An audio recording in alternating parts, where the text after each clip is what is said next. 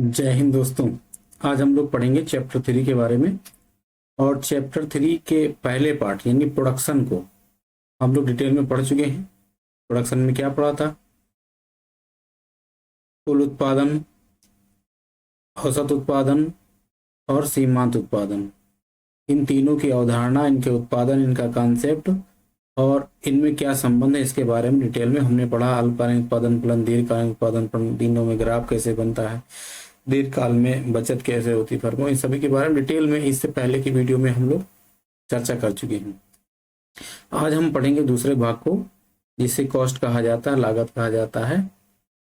ठीक है, production cost के बारे में हम लोग पढ़ेंगे, लागत के बारे में पढ़ेंगे। थोड़ा ये वीडियो लंबी हो जाएगी, एक ही वीडियो में इस कॉस्ट को हम पूरा समझेंगे। आपके एग्जाम में बार बार आता है, थोड़ा पेशेंस रख के सीखिएगा और विश्वास कीजिएगा, हम आपको पूरा एग्जाम मटेरियल आपको तैयार करा के आपको समझाने का प्रयास करेंगे। तो थोड़ा सा पेशेंस रखिएगा। तो आपको कास्ट के चैप्टर में क्या क्या पढ़ना है? आपको पढ़ना है लागत क्या होता है, कुल लागत क्या होता है, टोटल कास्ट क्या होता है, मार्जिनल कॉस्ट क्या होता है, एवरेज कॉस्ट क्या होता है, और अल्पकालीन लागत, दीर्घकालीन यानी शॉर्ट रन एवरेज कॉस्ट क्या है, लॉन्ग रन एवरेज कॉस्ट क्या है, ठीक है, शॉर्ट रन मार्जिनल कॉस्ट क्या है, इन सभी कॉस्टों के बारे में क्या है, फिक्स कॉस्ट क्या है, फिक्स कॉस्ट क्या है, टोटल फिक्स कॉस्ट क्या है, वेरिएबल कॉस्ट क्या है, टोटल वेरिएबल कॉस्ट क्या है, इन सभी में आप अंतर जानना जरूरी, इसलिए थोड़ा टाइम लग जाएगा।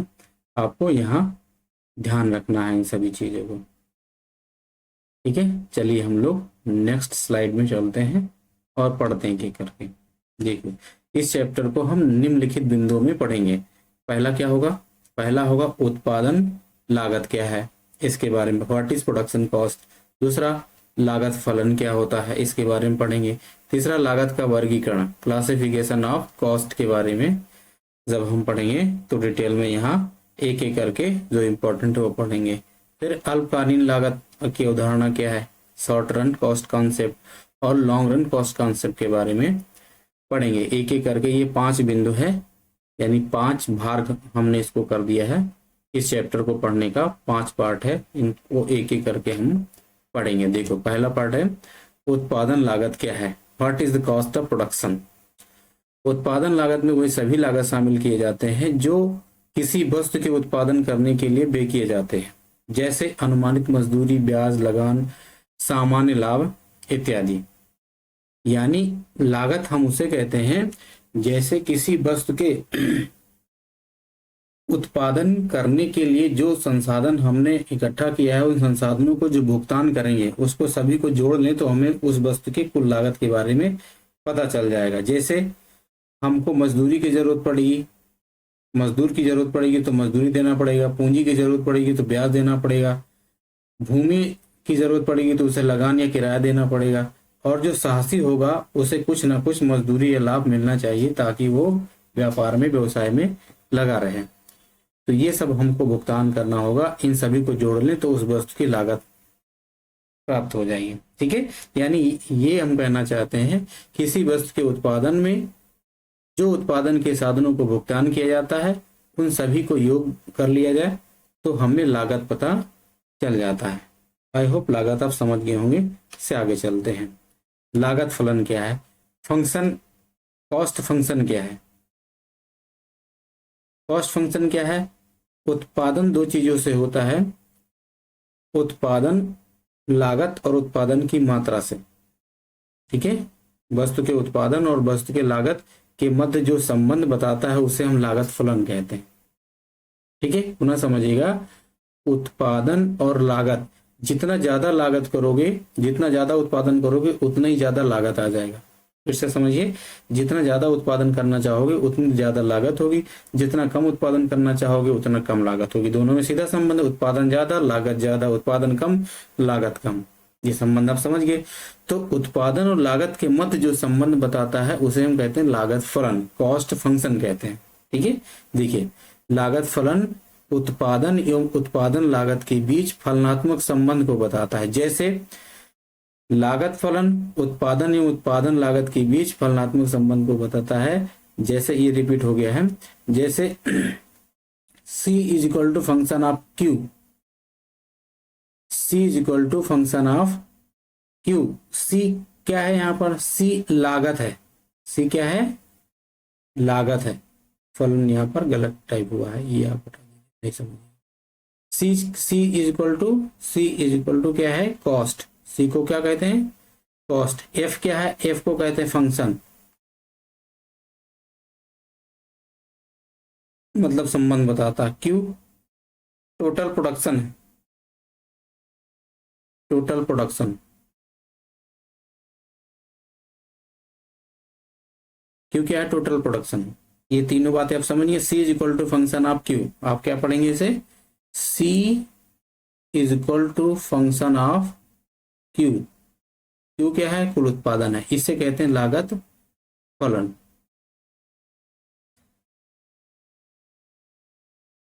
C कब ज्यादा होगा? जब Q ज्यादा होगा।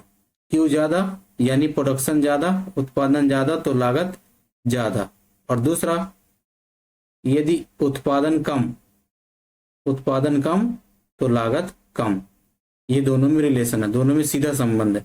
उत्पादन का लागत के साथ सीधा संबंध। उत्पादन ज्यादा तो लागत ज्यादा, उत्पादन कम तो लागत कम। इस संबंध को उत्पादन फलन कहते हैं, उत्पादन लागत फलन कहते हैं। ठीक है, अब हम आगे बढ़ते हैं। Types of cost function. उत्पादन लागत के फंक्शन क्या है? टाइप्स क्या है? दो लागत फलन दो प्रकार का होता है, अल्पकालीन लागत फलन और दीर्घकालीन लागत फलन। उत्पादन लागत फलन दो प्रकार के होते हैं, एक अल्पकालीन लागत फलन और दीर्घकालीन लागत फलन। ये कई तत्वों पर निर्भर करते हैं। लागत फलन क्या है? कई तत्वों पर निर्भर करता है, इसलिए इन्हें बहुतत्वीय फलन भी कहा जाता है। जैसे अल्पकालीन लागत फलन तीन बातों पर निर्भर करता है और दीर्घकालीन इससे ज्यादा।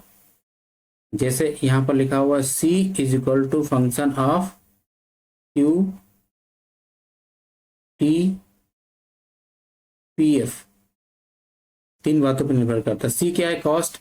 F क्या है? फंक्शन। Q है प्रोडक्शन और T है टेक्नोलॉजी। PF क्या है? फैक्टर प्राइस यानी साधन कीमत। ये तीनों कॉस्ट को प्रभावित करते हैं। उत्पादन ज्यादा होगा तो कॉस्ट ज्यादा होगा। टेक्नोलॉजी यदि आप अच्छा लगाएंगे तो लागत घट जाएगी, उत्पादन ज्यादा होगा। और साधन ज्यादा लगाओगे तो लागत ज्यादा हो जाएगा। ये ध्यान रखना, टेक्नोलॉजी के साथ सीधा संबंध नहीं है। टेक्नोलॉजी अच्छी होगी, टेक्नोलॉजी ज्यादा अच्छी लगाओगे तो लागत घट जाती है। इसके साथ सीधा संबंध, इसके साथ उल्टा संबंध, इसके साथ सीधा संबंध। तो ये होता है अल्पकालीन लागत फलन। दीर्घकालीन लागत फलन एक तीन से ज्यादा उसमें प्रभाव डालेंगे। जैसे देखो C is equal to function of Q T PF और PK। यहाँ पर Q आप समझ के टोटल प्रोडक्शन है, T टेक्नोलॉजी है, तकनीकी है, और PF क्या है? फैक्टर प्राइस है। और ये कांस्टेंट फैक्टर प्राइस है। PK का मतलब क्या है? कांस्टेंट फैक्टर प्राइस, स्थिर साधन कीमत है। आप जानते हैं दीर्घकाल और अल्पकाल में अंतर क्या है? अल्पकाल में कुछ साधन स्थिर, कुछ साधन परिवर्तनशील होता है। दीर्घकाल में कोई स्थिर नहीं होता। लेकिन यहाँ ये बात समझना है कि जो अल्पकाल में होता है वहां पर जो स्थिर साधन होता है वो काउंट नहीं हो पाता, क्योंकि उसका लागत बहुत ज्यादा होता है और कम उत्पादन करने पर उसे हम काउंट नहीं करते। लेकिन जब दीर्घकाल में होता है तो बड़े फर्मों को उससे शामिल करना होता है। आप यहाँ ज्यादा माइंड मत लगाइएगा, आप ये समझिए कि लागत फलन क्या है। लागत फलन कई बातों पर निर्भर करता है। जैसे C is equal to function of Q T PF, एक से तीन से ज्यादा हो जाए तो उसे हम दीर्घकालीन लागत फलन कहते हैं, और तीन तक है तो उसे हम कहते हैं अल्पकालीन लागत फलन। ठीक है, अब कॉस्ट फंक्शन आप समझ गए होंगे। नेक्स्ट चलते हैं। लागत का वर्गीकरण यहां से इंपॉर्टेंट है, आपको यहां से ध्यान रखना है लागत का वर्गीकरण कैसे किया जाता है। देखो ये तीन प्रकार के होते हैं। लागत कितने प्रकार के होते हैं? तीन प्रकार के। एक है मौद्रिक लागत, दूसरा वास्तविक लागत, तीसरा अवसर लागत। लागत तीन प्रकार के होते हैं। मौद्रिक लागत, इस मौद्रिक लागत को ही आर्थिक लागत भी कहा जाता है। ये ध्यान देने वाली बात है। मौद्रिक लागत को ही आर्थिक लागत भी कहा जाता है। मौद्रिक लागत को ही आर्थिक लागत कहा जाता है, इकोनॉमिक कॉस्ट कहा जाता है। तो लागत कितने प्रकार के होते हैं? 3 प्रकार के, मौद्रिक लागत, वास्तविक लागत, अवसर लागत, यानी मॉनेटरी कॉस्ट, रियल कॉस्ट और अपॉर्चुनिटी कॉस्ट। मौद्रिक कॉस्ट पुनः 3 प्रकार के होते हैं, स्पष्ट लागत, अस्पष्ट लागत, सामान्य लाभ, इम्प्लिसिट कॉस्ट, एक्सप्लिसिट कॉस्ट और नॉर्मल प्रॉफिट। अब इन तीनों लागतों को हम 1 बाय 1 आपसे चर्चा करेंगे। ये इन सभी में सबसे ज्यादा इंपॉर्टेंट है मौद्रिक लागत। ये आपसे बार बार पूछा जाता है कि बताओ आर्थिक लागत क्या है, इससे आपका क्या संबंध है, क्या समझते हो इसके बारे में, या मौद्रिक लागत क्या है, इसके बारे में आप क्या समझते हो। तो इसमें 3 प्रकार की होती है, स्पष्ट लागत, दूसरा अस्पष्ट लागत और सामान्य लाभ। इन तीनों के बारे में हम लोग चर्चा करेंगे, तब समझेंगे अच्छे से। फिर वास्तविक लागत और औसत लागत के बारे में पढ़ेंगे। नेक्स्ट चलते हैं। देखो मौद्रिक लागत क्या होता है। मौद्रिक लागत, जब हम किसी वस्तु का उत्पादन करते हैं तो उत्पादन के साधनों को लगाना पड़ता है। किसी वस्तु के उत्पादन करने के लिए हमें उत्पादन के साधनों की जरूरत पड़ती है, और साधनों को हमें कुछ ना कुछ भुगतान करना पड़ता है। यदि वही भुगतान हम मुद्रा के रूप में करें तो उस भुगतान को ही मौद्रिक लागत कहा जाता है। पुनः समझिए, किसी वस्तु के उत्पादन के लिए हमें उत्पादन के साधनों की जरूरत पड़ती है, और उत्पादनों से सेवा के बदले हम उन्हें कुछ पारिश्रमिक देते हैं, भुगतान करते हैं। उस भुगतान यदि हम मुद्रा के रूप में करते हैं तो ऐसे भुगतान को, ऐसे लागत को मौद्रिक लागत कहा जाता है। जैसे मान लो हम एक ये पेन की कंपनी स्थापित करते हैं, और उसमें हम जमीन किराए पर लेते हैं, मजदूर लाते हैं, पूंजी लाते हैं बैंक से, इत्यादि साधन हम मार्केट से लाते हैं, क्रय करते हैं। यदि हम इन्हीं साधनों को पेन उत्पादन के बदले हम उन्हें मजदूर को मजदूरी देते हैं, भूमि को लगान देते हैं, कैपिटल को ब्याज देते हैं, लेकिन नगद देते हैं, करेंसी के रूप में देते हैं, मुद्रा के रूप में देते हैं, तो ये पेन की लागत कैसी कहलाएगी? मौद्रिक लागत कहलाएगी। ठीक है, देखो मौद्रिक लागत वह लागत होती है जो एक उत्पादक उत्पादन के साधनों को मुद्रा के रूप में भुगतान करता है। परिभाषा जे.एच. हेंसन के अनुसार क्या है? किसी वस्तु की एक निश्चित मात्रा का उत्पादन करने के लिए उत्पादन के साधनों को जो समस्त मौद्रिक भुगतान करना पड़ता है उसे मौद्रिक उत्पादन लागत कहते हैं। आप पढ़िएगा इसे और कॉपी में नोट कीजिएगा, तब अच्छे से आप एग्जाम में लिख पाएंगे। समझ गए होंगे, लेकिन आपको कॉपी में लिख करके नोट करना है ताकि आप और अच्छे से समझ जाएं। तो नेक्स्ट देखिएगा, इसमें यानी मौद्रिक लागत समझ गए, इसमें 3 प्रकार की लागतें शामिल होती हैं। नंबर 1 स्पष्ट लागत, एक्सप्लिसिट कॉस्ट। नंबर 2 अस्पष्ट लागत, इम्प्लिसिट कॉस्ट। और नंबर 3 सामान्य लाभ। यानी आप इस ऐसे समझिएगा कि मॉनेटरी कॉस्ट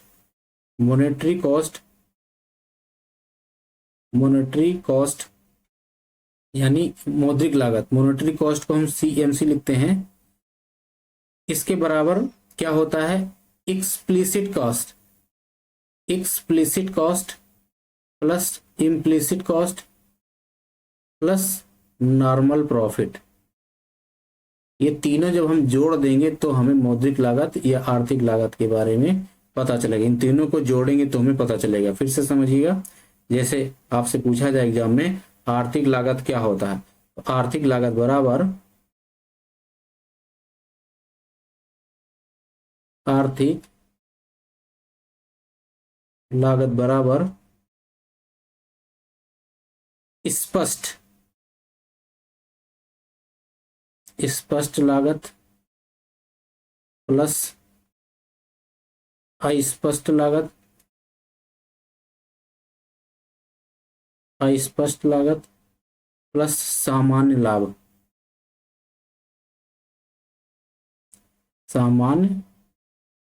लाभ। जब ये आप जोड़ लेंगे इन तीनों को तो उसे हम कहते हैं आर्थिक लागत या मौद्रिक लागत। अब स्पष्ट लागत क्या है और अस्पष्ट लागत क्या है, सामान्य लाभ क्या है, तीनों को समझना है। यानी आर्थिक लागत में 3 चीज शामिल होती है, मौद्रिक लागत में 3 चीज शामिल होती है। एक को कहा जाता है स्पष्ट लागत, दूसरे को अस्पष्ट, तीसरे को सामान्य लाभ। स्पष्ट लागत क्या होता है? स्पष्ट लागत वह लागत होता है जो कंपनी को प्रत्यक्ष रूप से भुगतान करना पड़ता है। और अस्पष्ट लागत क्या है? जो कंपनी को सीधे दिखता नहीं है कि ये लागत भी है। और सामान्य लाभ क्या है? एक कंपनी को चलाने के लिए जो रिस्क लेता है, जो एंटरप्रेन्योर होता है, उसे कुछ ना कुछ कंपनी से एक निश्चित मात्रा का लाभ मिलना चाहिए, तभी वो उस कंपनी को चलाने में इंटरेस्ट रखेगा, अदरवाइज वो कंपनी चल नहीं पाएगी। तो इन तीनों चीजों को अर्थशास्त्री आर्थिक लागत में शामिल करता है। तो यहाँ पर लागत समझने वाली ये बात है कि जो लागत दिखती है, जिसे भुगतान करना पड़ता है, उसे हम अकाउंटेंट कॉस्ट भी कहते हैं। यानी स्पष्ट लागत को हम लेखांकन लागत भी कहते हैं, अकाउंटिंग कॉस्ट भी कहते हैं, क्योंकि एक जो अकाउंटेंट होता है वो उन्हीं चीजों को शामिल करता है, उन्हीं चीजों का ब्यौरा लिखता है जो उसे भुगतान करना होता है।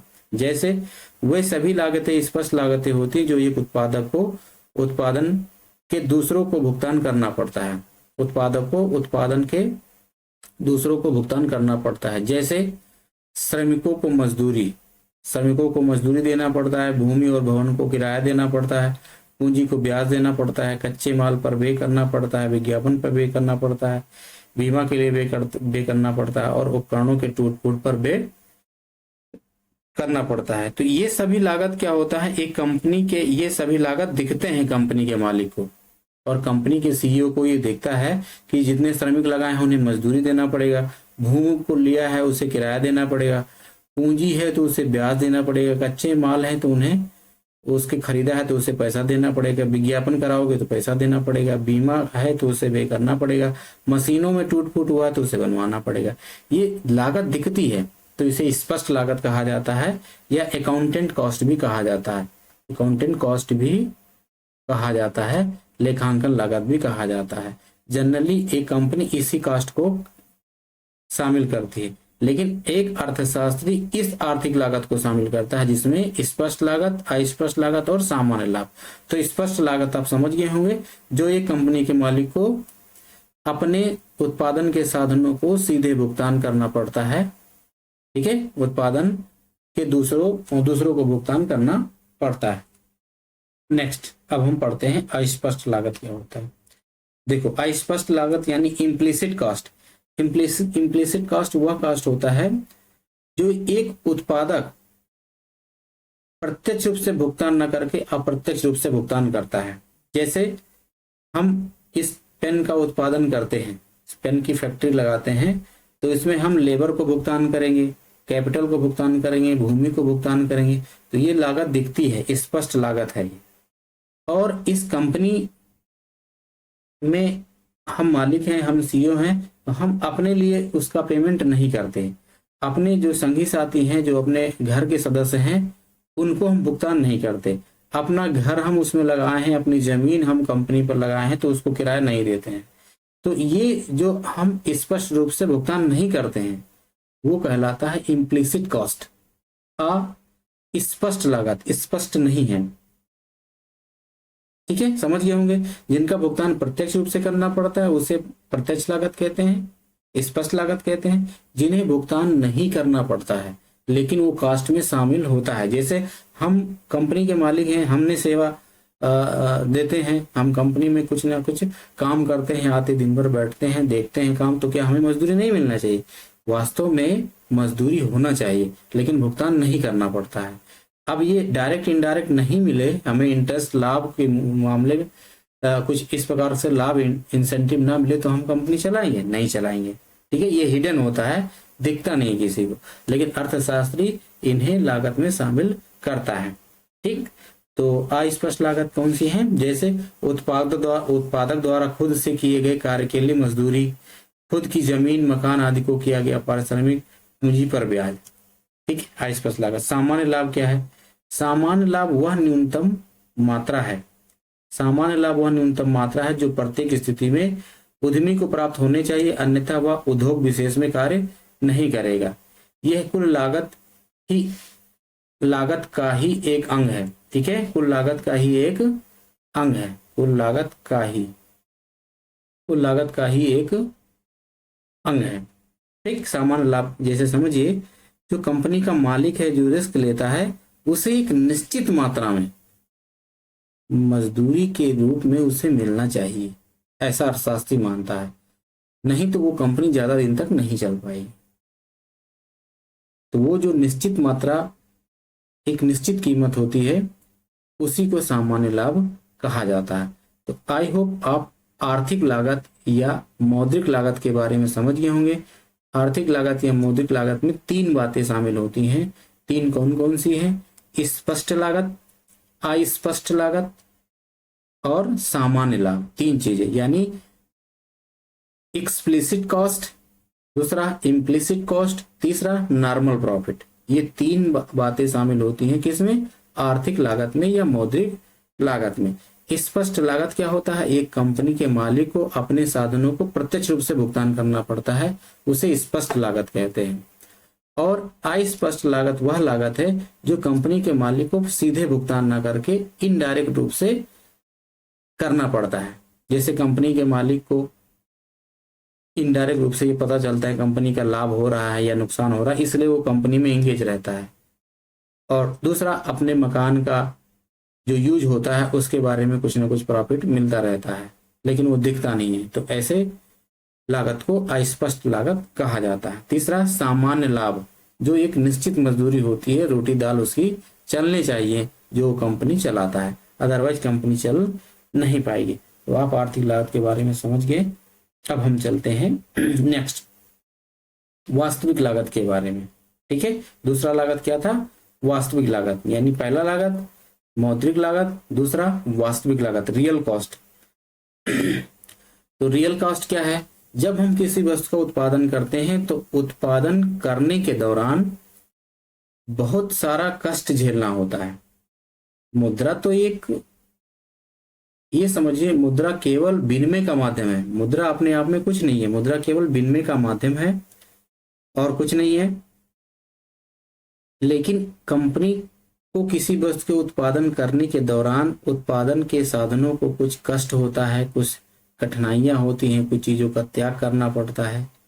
ये होता है वास्तव में लागत, ये होता है वास्तविक कॉस्ट। जैसे कंपनी किसी शहर में स्थापित है तो आसपास के लोगों को उसके प्रदूषण से, उसके वायु प्रदूषण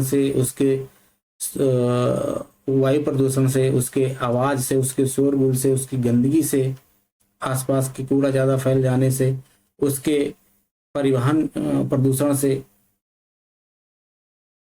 ये जो लोग कष्ट झेलते हैं, ये उस वस्तु के उत्पादन की वास्तविक लागत होती है। मुद्रा तो सिर्फ एक विनिमय का माध्यम है।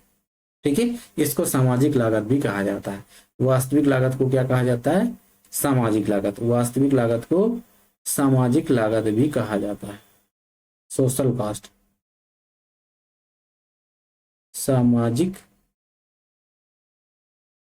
लागत, सोशल कॉस्ट, सोशल कॉस्ट भी कहा जाता है। ठीक है, नेक्स्ट पॉइंट, अवसर लागत, अपॉर्चुनिटी कॉस्ट क्या है? अपॉर्चुनिटी कॉस्ट हम पहले चैप्टर में उत्पादन संभावना वक्र के बारे में हम लोग पढ़ चुके थे। क्या पढ़े थे? कि किसी वस्तु के उत्पादन की अवसर लागत वस्तु की वह मात्रा है जिसका त्याग किया जाता है। ठीक है, जिसका त्याग किया जाता है। और जैसे आपके पास दो विकल्प है, ग्राफ से समझते हैं। जैसे मान लो दो विकल्प है, एक्स, इधर एक्स वस्तु दिखाया जाता है और इधर वाई वस्तु दिखाया जाता है। आपके पास संसाधन है और ये उत्पादन संभावना वक्र है, ये उत्पादन संभावना वक्र है। आप कैपिटल, लेबर, एंटरप्रेन्योर, आप सभी साधन लगा देंगे एक्स वस्तु के उत्पादन में, तो 0 से ए का उत्पादन कर सकते हैं। और सभी साधन यदि वाई वस्तु के उत्पादन लगा दें तो 0 से बी तक का उत्पादन होता है। यानी सभी साधन लगा देंगे, 0 से ए तक उत्पादन होगा। एक्स वस्तु में लगाएंगे, वाई वस्तु में लगाएंगे तो 0 से बी तक का उत्पादन होगा। अब एक कंडीशन है कि हमें केवल एक्स का उत्पादन करना है तो सारे संसाधन यहाँ लगा देंगे, और वाई का करना है तो सारे संसाधन यहाँ लगा देंगे। दोनों में से हमें एक को चुनना पड़ेगा। यदि हमने चुन लिया कि एक्स वस्तु का उत्पादन करना है तो उत्पादन कितना होगा, 0 से ए तक। हमें ये छोड़ना पड़ेगा, वाई का उत्पादन छोड़ना पड़ेगा। तो एक्स के उत्पादन की लागत हुई वाई वस्तु का उत्पादन। पुनः समझिएगा, यदि हमें सभी संसाधन एक्स वस्तु के उत्पादन में लगा दें तो एक्स वस्तु के उत्पादन की अवसर लागत क्या हुई, वाई वस्तु का उत्पादन। ठीक है, तो किसी वस्तु के उत्पादन के लिए किसी अन्य वस्तु को छोड़ना ही उस वस्तु का अवसर लागत कहलाता है। अब कोई ये कह सकता है सर क्या हम दोनों नहीं उत्पादन कर सकते हैं? कोई बात नहीं, आप यहां से थोड़ा संसाधन हटा के यहां लगा दीजिए। चलिए मान लेते हैं हम यहां से इतना संसाधन हटा के किसमें लगा देते हैं, एक्स के उत्पादन में। ठीक, तो देखो ये हो गया एम, ये हो गया एन। अब इतना संसाधन बी से लेकर के एम तक का साधन हमने किसमें लगा दिया, एक्स के उत्पादन में, या एन से लेकर के ए तक का संसाधन हमने हटा के यहां लगा दिया। तो पहले तो एक्स में कितना उत्पादन होता था, 0 से ए तक। अब जो इतना संसाधन है एन से लेकर के ए तक का जो संसाधन है ये हमने लगा दिया एक्स पर। तो एक्स का उत्पादन सॉरी ये एन से लेकर एक ए का साधन हमने हटा के किसमें लगा दिया, वाई के उत्पादन में। एम से लेकर के बी तक का उत्पादन हमें प्राप्त हो गया। तो इतना हमने छोड़ा, इतना एरिया हमने एक्स का छोड़ा तो हमें कितना प्राप्त हो गया, हमें ये एरिया प्राप्त हो गया। तो इसके उत्पादन की लागत क्या हो गई, ये हो गया, ये छोड़ना पड़ा, ये नेक्स्ट बेस्ट अल्टरनेटिव यूज हो गया। ठीक है, तो opportunity cost is the next best alternative. ठीक, तो अपॉर्चुनिटी कॉस्ट समझ गए होंगे। अब हम लोग चलते हैं नेक्स्ट अल्पकालीन लागत अवधारणा के बारे में, शॉर्ट रन कॉस्ट कॉन्सेप्ट के बारे में पढ़ते हैं। तो अल्पकाल में मार्शल ने कुल लागत को स्थिर लागत और परिवर्तनशील लागत में विभाजित किया है। कुल लागत को स्थिर लागत और परिवर्तनशील लागत में विभाजित किया है। तो पहले हम कुल लागत समझेंगे, फिर स्थिर लागत समझेंगे और फिर परिवर्तनशील लागत समझेंगे। इन कुल लागतों को और कुल स्थिर लागत और कुल परिवर्तनशील लागत, इन दोनों के बारे में आपको डिटेल में समझाएंगे हम। तो देखो कुल लागत क्या होता है, आप ये समझ गए होंगे। प्रोफेसर मार्शल के अनुसार कुल लागत में स्थिर लागत और परिवर्तनशील लागत शामिल होते हैं। ठीक है, जैसे total cost is equal to total fix cost plus total variable cost, ये शामिल होता है तो टोटल कॉस्ट बनता है अल्पकाल में। ध्यान रहे अल्पकाल में। अब इनको हम समझेंगे और इनको समझेंगे। देखो कुल लागत क्या है, किसी वस्तु के कुल उत्पादन में जो कुल धन व्यय होता है उसे कुल लागत कहा जाता है। कुल लागत में स्थिर लागत और परिवर्तनशील लागत शामिल होते हैं। ठीक है, जब भी किसी वस्तु का उत्पादन करते हैं तो उसमें जितना उत्पादन लागत होता है सभी को जोड़ लें तो कुल लागत प्राप्त हो जाता है। लेकिन कुल लागत में दो बातें शामिल होती हैं, स्थिर लागत और परिवर्तनशील लागत। स्थिर लागत क्या होता है, देख स्थिर लागत वह लागत होता है यानी फिक्स कॉस्ट, वह कॉस्ट होती है जो उत्पादन कार्य में पहले ही लगा ली जाती है, जिसका उत्पादन से कोई संबंध नहीं होता। उत्पादन करो या ना करो आपको उतनी लागत लगानी ही पड़ेगी। मान लो आपको एक विद्यालय स्थापित करना हो, एक विद्यालय खोलना हो, तो बच्चे आए या ना आए आपको पहले विद्यालय में बिल्डिंग बनानी पड़ेगी, पानी की व्यवस्था करनी पड़ेगी, सीट स्थापित करना पड़ेगा, व्हाइट बोर्ड ब्लैक बोर्ड लगाने पड़ेंगे। ये स्टूडेंट एडमिशन ले या ना ले इससे पहले व्यवस्था करनी पड़ेगी। तो इसको कहते हैं फिक्स कॉस्ट यानी स्थिर लागत। किसी संस्था को या किसी वस्तु के उत्पादन करने से पहले जो लागत स्थापित हो जाता है उसे हम कहते हैं फिक्स्ड कॉस्ट। जैसे जैसे भूमि या भवन का किराया, बिजली का कनेक्शन, बीमा पर व्यय, पेयजल की व्यवस्था, अस्थायी कर्मचारी का वेतन। इन सभी लागतों को किसी वस्तु के उत्पादन या संस्था चलाने से पहले ही व्यय कर देना पड़ता है।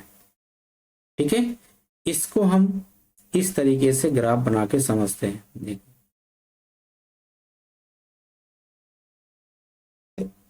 एक्स अक्ष और वाई अक्ष। एक्स अक्ष पर लिखते हैं क्वांटिटी यानी वस्तु उत्पादन की मात्रा को दिखाते हैं, ये है 0। और इधर हम लिखते हैं फिक्स कॉस्ट। क्या लिखते हैं? Fixed cost. अब मान लो किसी कंपनी में सबसे पहले इतना लगाया गया और ये इतना ही रहेगा, इतने से ना कम होगा ना ज्यादा होगा। उत्पादन कितना भी कर लो, 0 करोगे तो भी इतना उत्पादन करना पड़ेगा, इतना करोगे तो भी इतना, जितना भी चाहो उत्पादन कर सकते हो, लागत उतना ही रहेगा। तो ये ग्राफ हो गया फिक्स कॉस्ट का।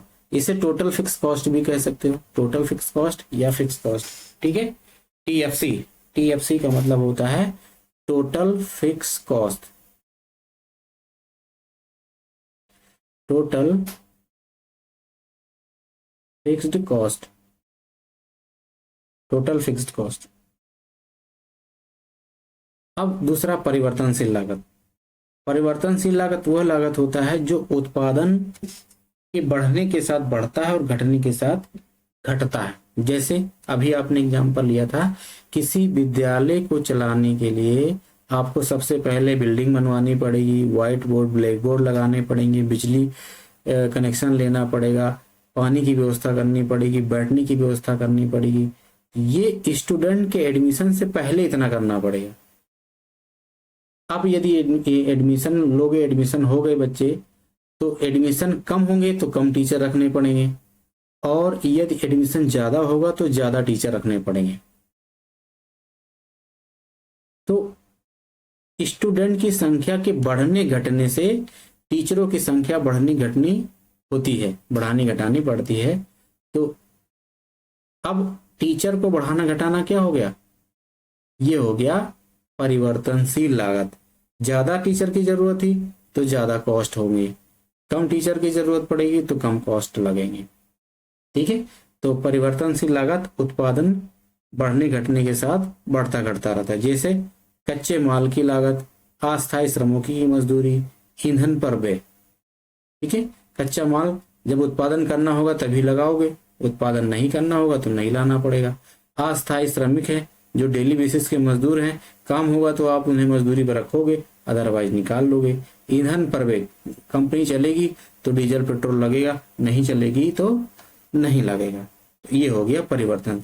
इन्हें हम ग्राफ से कैसे देखते हैं? ग्राफ से देखते हैं इन्हें इस तरीके से।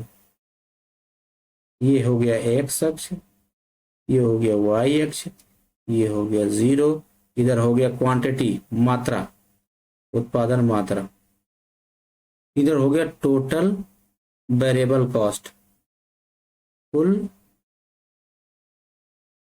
परिवर्तनशील लागत।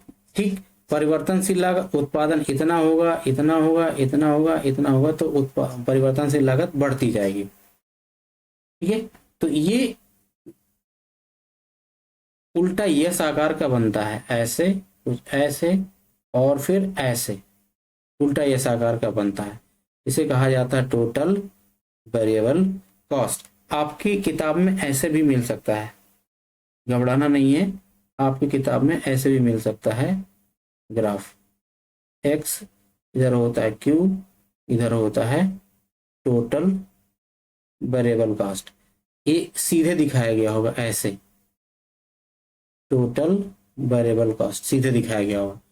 तो जब समान अनुपात में उत्पादन की मात्रा बढ़ती है और समान अनुपात में लागत बढ़ती है तो सीधे सीधे लाइन बन जाती है। और यदि सभी समान अनुपात में नहीं होता तो कैसे बनता है? उल्टा एस आकार का बनता है, ऐसे। ठीक है, ऐसे बनता है, उल्टा एस आकार का बनता है, ऐसे।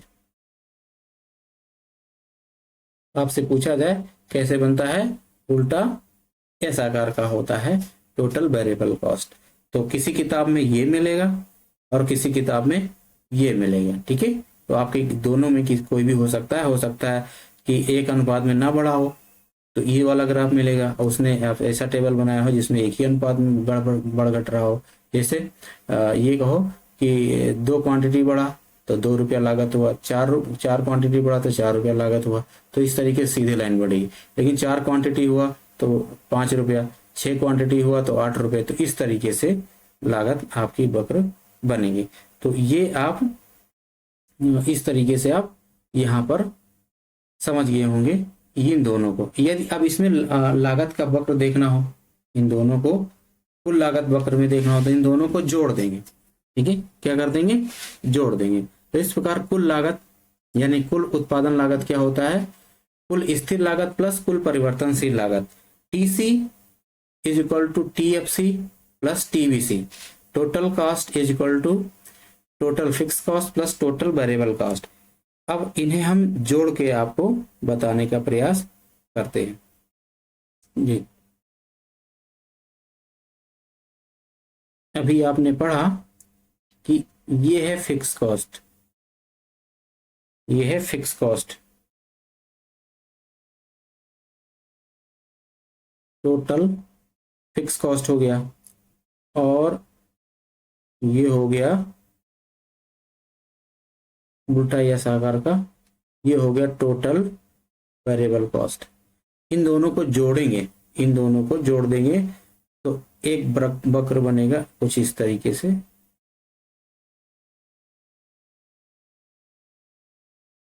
ये हो गया एक्स अक्ष और ये हो गया वाई अक्ष। ये हो गया फिक्स कॉस्ट, ये हो गया टोटल फिक्स कॉस्ट। इन दोनों को दिखाना चाहते हैं एक ही में, और ये हो गया टोटल वेरिएबल कॉस्ट। हम इन दोनों को जोड़ेंगे तो ये वक्र यहां से बनना शुरू होगा, ऐसे ऐसे। टोटल कॉस्ट कुल लागत का वक्र बन गया, ठीक है। इन दोनों ग्राफ को जब हम एक ही ग्राफ में दिखाएंगे तो क्या हो जाएगा?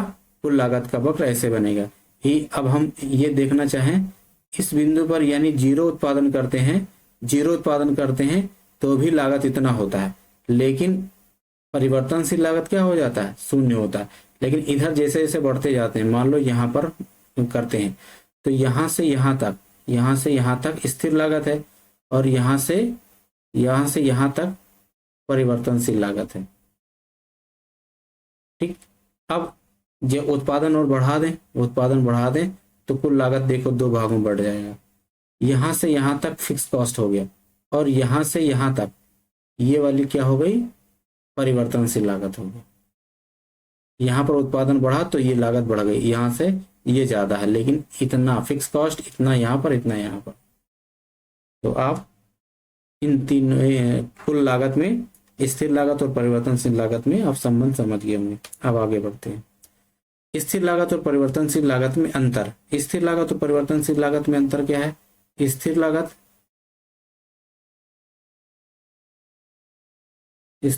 और परिवर्तनशील लागत, परिवर्तनशील लागत, शील लागत में अंतर आप ज्ञात कर लो। पहला अंतर क्या है? पहला अंतर है स्थिर लागत केवल अल्पकाल में होता है। किसमें? अल्पकाल में होता है। ये दीर्घकाल में होता है, ये दीर्घकाल में होता है।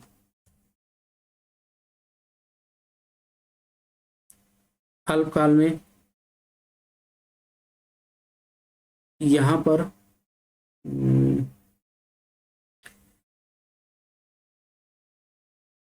स्थिर लागत और परिवर्तनशील लागत में अंतर और करो। स्थिर लागत का उत्पादन के साथ कोई प्रभाव नहीं होता। स्थिर लागत, स्थिर लागत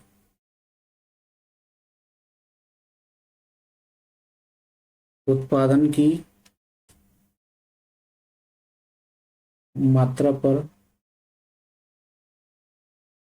निर्भर नहीं करता।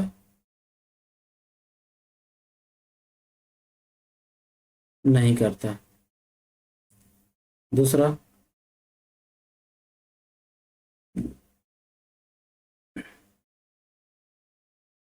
परिवर्तनशील लागत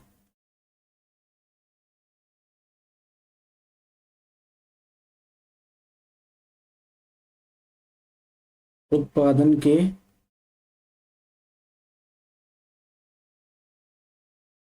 बढ़ने घटने के साथ बढ़ता घटता है।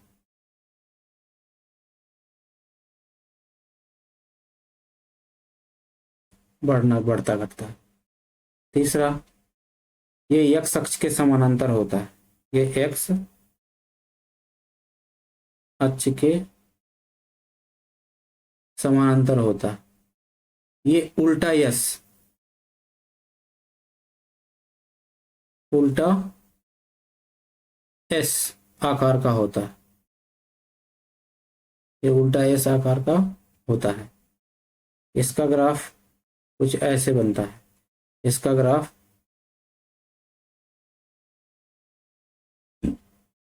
ऐसे होता है। अब नेक्स्ट पॉइंट, ये हो गया चौथा अंतर। पांचवा अंतर कर दो। पांचवा अंतर, इसका ग्राफ 0 से ऊपर, ठीक है, मूल बिंदु से ऊपर शुरू होता है। मूल बिंदु, यह मूल बिंदु से ऊपर शुरू होता है और इसका ग्राफ मूल बिंदु से ही शुरू होता है। ठीक है, तो ये कुछ प्रमुख अंतर हो गया जो आपको एग्जाम के लिए तैयार कर लेना। अब अल्पकाल में हम लोग सीमांत लागत और औसत लागत के बारे में पढ़ेंगे। ठीक है, अल्पकाल का चैप्टर चल रहा है। अल्पकाल में अभी आप समझ गए स्थिर लागत, परिवर्तनशील लागत और कुल लागत। अल्पकाल में क्या पढ़े? अभी टोटल कॉस्ट के बारे में पढ़ चुके, टोटल फिक्स कॉस्ट के बारे में पढ़ चुके, टोटल वेरिएबल कॉस्ट के बारे में पढ़ चुके। अब आप पढ़ेंगे सीमांत लागत के बारे में। सीमांत लागत क्या होता है? एक अतिरिक्त इकाई के उत्पादन से जो कुल लागत में जितनी वृद्धि होती है उसे, उस इकाई विशेष को सीमांत लागत कहते हैं। जैसे मार्जिनल कॉस्ट एनवी इकाई, एमसी का मतलब क्या है? MCN इज इक्वल टू एनवी संख्या का सीमांत लागत। एनवी संख्या का सीमांत लागत। टीसी का मतलब क्या है? TCN का मतलब एनवी इकाई की कुल लागत। एनवी इकाई का कुल लागत।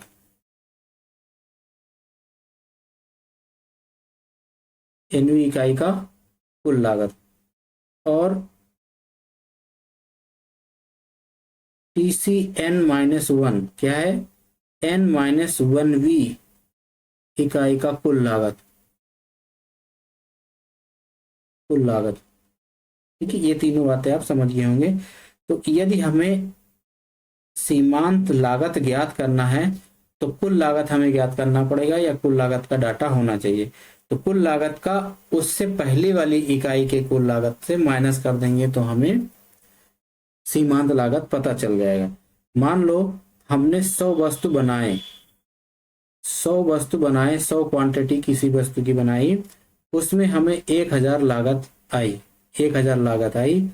और जब हमने 101वीं क्वांटिटी बनाई, 101वीं क्वांटिटी बनाई तो 1100 रुपए की लागत हो गई। तो जो लास्ट वाली संख्या है 101वीं यानी मार्जिनल कॉस्ट बाई 101 वी इकाई कितना हो गया? 1100 माइनस 1000 बराबर 100। ठीक है, ये हो गया सीमांत लागत का कॉन्सेप्ट। ठीक, आई होप आप सीमांत लागत समझ गए होंगे कि जब हम एक अतिरिक्त इकाई का उत्पादन करते हैं तो जो लास्ट वाली इकाई से कुल लागत में जो परिवर्तन होता है उसे हम सीमांत लागत कहते हैं। अब हम चलते हैं औसत लागत के बारे में पढ़ते हैं। इसका ग्राफ भी देख लो कैसे बनता है। इसका ग्राफ बनता है कुछ इस तरीके से। ये हम पहले मिटाएं फिर आपको समझाते हैं। देखिए इसका ग्राफ कैसे बनता है, इंपॉर्टेंट है, आपसे पूछा जाता है सीमांत लागत का ग्राफ कैसे बनता है। सीमांत लागत का ग्राफ बनता है यू आकार का। सीमांत लागत का ग्राफ एक्स अक्ष और ये है वाई अक्ष, ये 0। तो सीमांत लागत का वक्र ऐसे बनता है यू आकार का। मार्जिनल कॉस्ट कैसे, पहले जब उत्पादन बढ़ता है तो लागत तेजी से घटता है और उत्पादन बढ़ता है तो स्थिर हो जाता है। फिर इसके बाद यदि लागत उत्पादन बढ़ाते हैं तो लागत बड़ी तेजी से बढ़ना शुरू हो जाता है। इसको ही सीमांत लागत का वक्र, इसीलिए ये सीमांत लागत का वक्र यू आकार का बनता है। आपसे पूछा जाए सीमांत लागत का वक्र यू आकार का कैसे बनता है, क्यों बनता है, इसके कारण क्या है। जब कंपनी में पहले उत्पादन शुरू किया जाता है और साधनों को लगाया जाता है तो पहले लागत तेजी से घटता जाता है। फिर एक समय आता है कि वहां पर लागत न्यूनतम हो जाता है। फिर इसके बाद लागत बहुत तेजी से बढ़ता जाता है। जो आपने सीमांत उत्पादन के बारे में, सीमांत उपयोगिता के बारे में आपने पढ़ा था, सेम कॉन्सेप्ट वही है। वहां आपने पढ़ा था कि उपयोगिता पहले घटती है, शून्य होती है, फिर ऋणात्मक हो जाती है। सेम यही कॉन्सेप्ट यहाँ पर है, पहले लागत घटती है, शून्य हो जाती है, फिर लागत बढ़ना शुरू हो जाती है। ठीक है, इसीलिए सीमांत लागत वक्र यू आकार का बनता है। अब हम लोग आगे चलते हैं। औसत लागत, औसत लागत क्या है, कुल लागत को उत्पादन की संख्या से यदि भाग दे दिया जाए तो औसत लागत प्राप्त हो जाता है। इसे प्रति इकाई लागत भी कहा जाता है। जैसे कुल लागत क्या है, कुल लागत आपको समझ में आ गया हो, एवरेज कॉस्ट, एवरेज कॉस्ट बराबर टोटल कॉस्ट बटे वस्तु की उत्पादन की गई कुल संख्या, ये हो गया औसत लागत। ठीक है, ये कुल लागत को यदि हम उत्पादन की संख्या से भाग दे दें तो औसत लागत प्राप्त हो जाता है।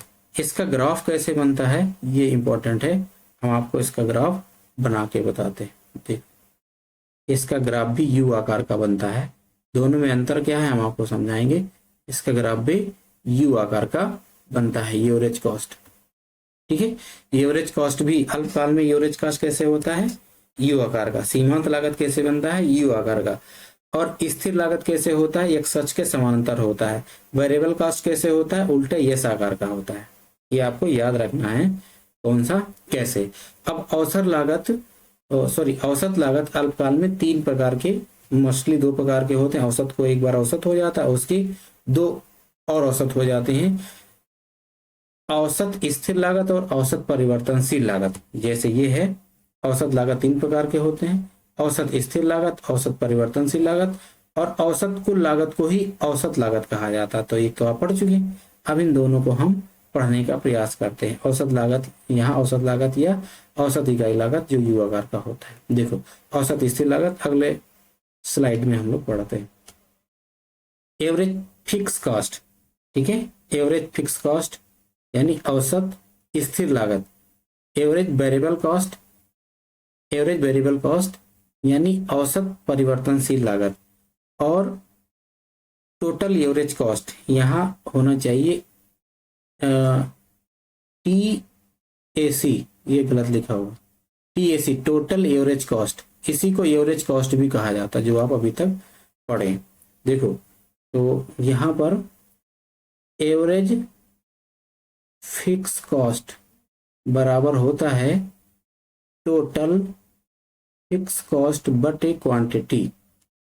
एक समझ गए, यानी औसत स्थिर लागत को, कुल स्थिर लागत को उसकी संख्या से भाग दे दें तो प्राप्त हो जाता है औसत स्थिर लागत बराबर कुल स्थिर लागत बटे उत्पादन की संख्या। दूसरा औसत परिवर्तनशील लागत, एवरेज वेरिएबल कॉस्ट बराबर क्या होता है, total variable cost divide by it's quantity. ठीक, ये आप समझ गए होंगे।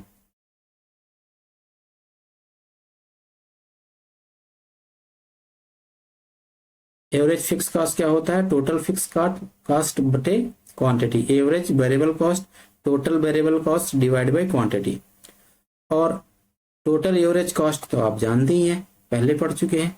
टोटल एवरेज कॉस्ट कहो या शॉर्ट रन एवरेज कॉस्ट कहो, दोनों एक ही बात है। कैसे है?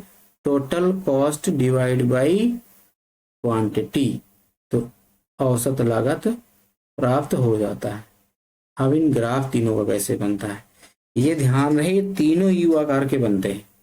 क्या बनते हैं? तीनों यू आकार के बनते हैं। सॉरी, ये यू आकार का नहीं बनता, गलत हम आपको बता गए। ये टोटल फिक्स कॉस्ट यू आकार का नहीं बनता। टोटल फिक्स कॉस्ट कुछ इस तरीके से बनता है।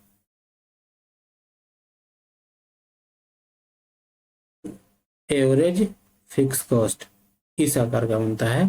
ये कभी शून्य तक चला जाता है लेकिन टच नहीं करता है, तो ये हाइपरबोला होता है। ये क्या होता है? हाइपरबोला बन जाता है। अति परवलयाकार वक्र होता है। क्या होता है? अति परवलयाकार, हाइपरबोला, हाइपरबोला कर्व होता है। एक ये होता है, ये इसी टाइप का बन जाता है। ये गिरता ही जाता है, औसत स्थिर लागत हमेशा गिरता ही जाता है, लेकिन कभी ऋणात्मक नहीं होता है। इसी को हाइपरबोला कहा जाता है, अति परवलयाकार वक्र कहा जाता है। ये याद रखना। दूसरा, average variable cost. Average variable cost U आकार का होता है। ऐसे एवरेज वेरिएबल कॉस्ट यू आकार का होता है। टोटल वेरिएबल कॉस्ट यू आकार का होता है, आप जानते हो। Oh sorry, total cost, total average cost या एवरेज कॉस्ट यू आकार का होता है। ठीक, अब आप नेक्स्ट चलते हैं। सीमांत लागत और औसत लागत में संबंध क्या है? ये अंतर को या संबंध को? सीमांत लागत और औसत लागत, आपको पता है सीमांत लागत भी ऐसे बनता है। सीमांत लागत भी यू आकार का बनता है। ये होता है मार्जिनल कॉस्ट और ये होता है एवरेज कॉस्ट। इन दोनों में संबंध क्या है? देखो, ये भी पहले घटता है, शून्य होता है और बढ़ता है। ये भी शून्य होता है और बढ़ता है, घटता है। ये आप दोनों को जब एक साथ बनाएंगे तो समझाना होगा। ये इंपॉर्टेंट भी है, आपको ध्यान रखना।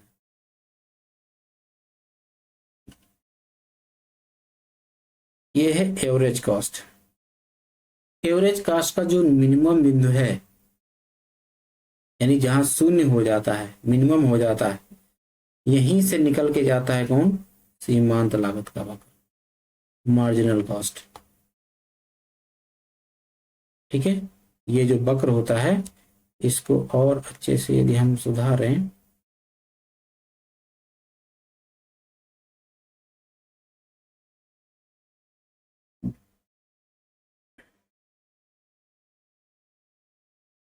इसको और हम अच्छे से सुधारने की कोशिश करें तो यहां से ये वक्र होके जाता है, ये वक्र होके जाता है। तो जहां पर एवरेज कॉस्ट शून्य हो जाता है, वहीं से सीमांत लागत होके गुजरता है। दोनों यू आकार के होते हैं। देखना, पहले संबंध कैसे बताओगे अंतर? पहले औसत लागत घटता है तो सीमांत लागत भी घटता है, सीमांत लागत भी घटता है, लेकिन औसत लागत से तेजी से घटता है। पहले कंडीशन में शुरू में क्या होता है? औसत लागत सीमांत लागत से अधिक होता है, लेकिन दोनों घट रहा होता है। जब औसत लागत शून्य हो जाता है, मिनिमम हो जाता है, तो सीमांत लागत भी शून्य हो जाता है। ठीक है, यानी औसत लागत के न्यूनतम बिंदु पर सीमांत लागत शून्य होता है। ठीक है, बात समझ में आया? औसत लागत और सीमांत लागत उसके न्यूनतम बिंदु पर प्रतिच्छेदित करते हैं, कट करते हैं या मिलते हैं। और जब औसत लागत बढ़ना शुरू हो जाता है तो सीमांत लागत और तेजी से बढ़ता है। जब औसत लागत बढ़ता है तो सीमांत लागत उसके ऊपर चला जाता है। ये हो गया आपका सीमांत लागत और औसत लागत में अंतर और संबंध। नेक्स्ट चलते हैं हम लोग दीर्घकालीन लागत की अवधारणा के बारे में हम लोग पढ़ने का प्रयास करते हैं। अब दीर्घकाल में वही आपको पढ़ना है जैसे आपने शॉर्ट रन कॉस्ट में पढ़ा था, लॉन्ग रन कॉस्ट में भी वही है, वहां पर भी पढ़ा था कुल लागत, औसत लागत, सीमांत लागत। यहाँ भी आपको पढ़ना है क्या, यहाँ भी आपको पढ़ना है टोटल कॉस्ट, मार्जिनल कॉस्ट और एवरेज कॉस्ट दीर्घकाल में भी। तो कुल लागत का वक्र कैसे बनता है, सीमांत लागत का वक्र कैसे बनता है और औसत लागत का वक्र कैसे बनता है। तो कुल लागत का वक्र यहाँ पर देखना उल्टा एस आकार का बनता है। देखना दीर्घकाल में कैसे बनता है, उल्टा एस आकार का बनता है ऐसे। ये होता है टोटल कॉस्ट। यहाँ पर कोई फिक्स कॉस्ट नहीं होता है, यहाँ पर जो वेरिएबल कॉस्ट होता है उसी को टोटल कॉस्ट कहा जाता है। ठीक है, अन्य किताबों में आपको ऐसे भी मिल सकता है कुल लागत का वक्र, आपको सीधे एकदम सीधी लाइन मिल जाएगी, इसी को टोटल कॉस्ट कहा जाएगा। ठीक है, तो यहाँ पर समानुपात में क्वांटिटी बढ़ता है लागत बढ़ता है, यहाँ पर असमानुपात में बढ़ता है। दोनों यही है। कुल लागत आप समझ गए हो, कुल लागत का मतलब उत्पादन के सभी साधनों को किया गया भुगतान यदि हम जोड़ ले तो कुल लागत पता हो जाता है। उसका वक्र कैसे बनता है, मूल बिंदु से होकर के जाता है और उल्टा यस आकार का बनता है। ठीक है, कुल लागत समझ गए। सीमांत लागत, सीमांत लागत भी यू आकार का होता है। सीमांत लागत कैसे होता है, यू आकार का होता है। Marginal cost, long run marginal cost क्या होता है, यू आकार का बनता है। और शॉर्ट रन मार्जिनल कॉस्ट का समेशन होता है, ये याद रखना। औसत लागत क्या होता है, औसत लागत अल्पकालीन औसत लागतों का योग ही लॉन्ग रन एवरेज कॉस्ट होता है। इसको ग्राफ से समझने का प्रयास करते हैं। एक्स अक्ष और वाई अक्ष देखना, ये हो गया मान लो short run average cost. Average cost को शॉर्ट रन एवरेज कॉस्ट भी कहा जाता है। दूसरा हो गया शॉर्ट रन एवरेज कॉस्ट, ये 1 था, ये हो गया 2, ये हो गया शॉर्ट रन एवरेज कॉस्ट 3, और कर दो ये हो गया शॉर्ट रन एवरेज कॉस्ट 4। ये जो न्यूनतम बिंदु है इन सभी को जोड़ दो आप, सभी न्यूनतम बिंदुओं को। मान लो एक ऐसे बिंदु आता है जो इन सभी को जोड़ता चला जाता है, तो जोड़ता चला जाता है, तो जो ये कॉस्ट बनता है इसे कहा जाता है लॉन्ग रन एवरेज कॉस्ट। ठीक है, लॉन्ग रन एवरेज कॉस्ट जो यू आकार का बनता है, इसे ही इनवलप भी कहा जाता है क्योंकि ये सभी को अपने में कवर कर लेता है। ठीक है, यहां से देखो ये सभी क्या है, अल्पकालीन औसत लागतों का निचले बिंदु को मिला देने से बनता है। ठीक है, ये तो envelope of the short run cost is called long run cost, average cost. ठीक है, ये आप समझ गए होंगे। अब हम इसको मिटा के थोड़ा और कॉन्सेप्ट क्लियर करते हैं। दीर्घकालीन औसत लागत वक्र का योग होता है। दीर्घकालीन औसत लागत वक्र अल्पकालीन औसत लागत वक्रों का योग होता है। ये बात समझ गए हम लोग। दीर्घकालीन औसत लागत वक्र अल्पकालीन औसत लागत वक्र का योग होता है। ये भी यू आकार का होता है। ये भी कैसे होता है, यू आकार का होता है। इसे वेस्टर्न वक्र, इनवलप कर्व या प्लान कर्व या योजना वक्र के नाम से भी जाना जाता है। आधुनिक विचारधारा के अनुसार दीर्घकालीन औसत लागत वक्र एल आकार का हो जाता है। ये आपको ध्यान रखना है। आधुनिक विचारधारा के अनुसार जो दीर्घकालीन औसत लागत वक्र है कुछ इस तरीके से बनता है, ऐसे एल आकार का बन जाता है। लॉन्ग रन एवरेज कॉस्ट इस तरीके से बन जाता है। तो आई होप आप लागत के चैप्टर को समझ गए होंगे। ये हो गया एवरेज कॉस्ट, ये हो गया टोटल कॉस्ट, ये हो गया टोटल कॉस्ट, ये हो गया मार्जिनल कॉस्ट यू आकार का। ये हो गया मार्जिनल कॉस्ट, ये हो गया एवरेज कॉस्ट आधुनिक विचारधारा के अनुसार। और आधुनिक विचारधारा के, यहाँ दिख नहीं रहा होगा, यहाँ आपको बताते हैं, ये हो गया एवरेज कॉस्ट परंपरागत विचारधारा के अनुसार, यू आकार का, दोनों यू आकार का होता है, एस आकार का होता है।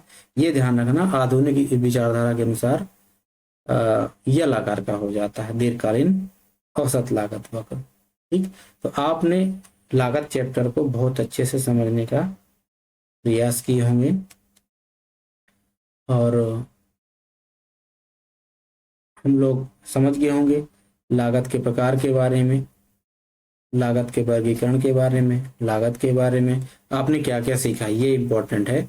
आपने पहले पढ़ा लागत का वर्गीकरण, तो लागत का वर्गीकरण 3 प्रकार का हुआ। कैसे?